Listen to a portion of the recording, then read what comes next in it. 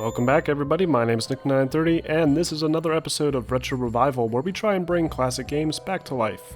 Today's episode will show you how to get Ubisoft's 2003 hit Prince of Persia: The Sands of Time running at native widescreen resolution, with partial controller support and a fix for the game's fog glitch.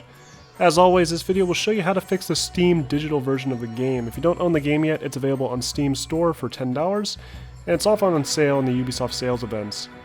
Once you own the game, go ahead and install it and keep track of the install location throughout this guide. Now, if you try and start the game directly without any fixes, it'll boot up just fine on modern Windows 10 machines. The first thing you're going to notice when you boot up the game is that the resolution cannot be raised any higher than 1600 by 1200. You'll also notice a strange gray fog in the main menu. This is not normal, and if you play through the game, you'll notice the entire game is covered in this fog. This is because of how modern hardware handles the fog effect setting. Disabling this setting will fix the menu, but will also disable fog effects throughout the game, so we're going to need to fix this too. Step 1. Use the link in the description below and download Universal Widescreen Patcher. This program will adjust the game file so it natively supports a custom resolution. Using the drop-down box at the top, select Prince of Persia: Sands of Time. Then select the directory where you have your installation of Prince of Persia. Make sure you set your custom resolution that you want to use in-game in the box provided. When you're all finished, click Patch. If you want, you can delete both the UniWS patcher file and the configuration file that you extracted and downloaded. Step 2. Fix the heads-up display. Now that we have a native widescreen resolution selected, the game's heads-up display will stretch out to compensate. To fix this, open your game directory and locate the INI called Hardware. In this INI file, locate the field called canStretchRect equals 1. Change the value 1 to a 0. Save this configuration file, and now the heads-up display should look normal in-game. Step 3. Now let's fix that nasty fog glitch. Using the same hardware INI file we just used, scroll down to the bottom and locate the Force vs Fog and Invert Fog range. Set Force vs Fog to 1 and set Invert Fog range to 0. Now save this configuration file, and the fog should be fixed, and you can enable it again in the graphics settings when you boot up the game.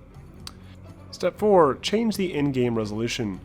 Now that the hard part is taken care of, we can go to Steam and boot up the game. The resolution you applied using the patch will not have been automatically set, so go to the graphic options in the game's menus and slide the slider all the way to the right. You'll notice at the end of this slider that your new custom resolution is available to select. Make sure you've maxed out all the other graphic options and click back to apply the settings. Step 5. Setting up the controller. Now, this step is actually optional, but for this game I'd highly recommend using a gamepad. Oddly enough, this video game from 2003 has some partial gamepad support, which makes this step pretty easy.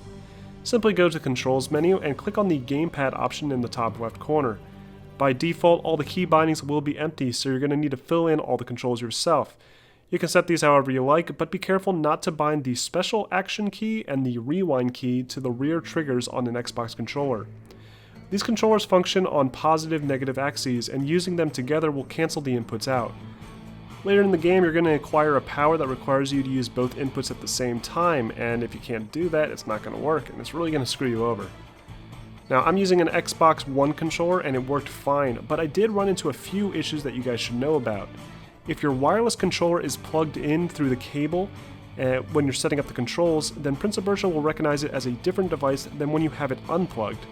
If you plan on playing the game with your controller unplugged, make sure that your controller is already unplugged before booting up this game. Then set all the controls in the control menu from there. Otherwise, your controller will not be recognized when you unplug it mid-game. Alright, so let's go ahead and do a quick summary. Step 1. Download the Universal Widescreen Patcher. Step 2. Fix the heads-up display. Step 3. Fix the fog effects. Step 4. Change the in-game resolution. And Step 5. Set up the controller. Alright, and that's it. Prince of Persia is a relatively easy game to get up and running, and now we have the game running at a native widescreen resolution with partial controller support and a fix for that annoying fog glitch. I'll be posting some gameplay to my channel soon, so if you're interested, be sure to check that out. But in the meantime, I hope this video was helpful, and be sure to like and subscribe for more Retro Revival.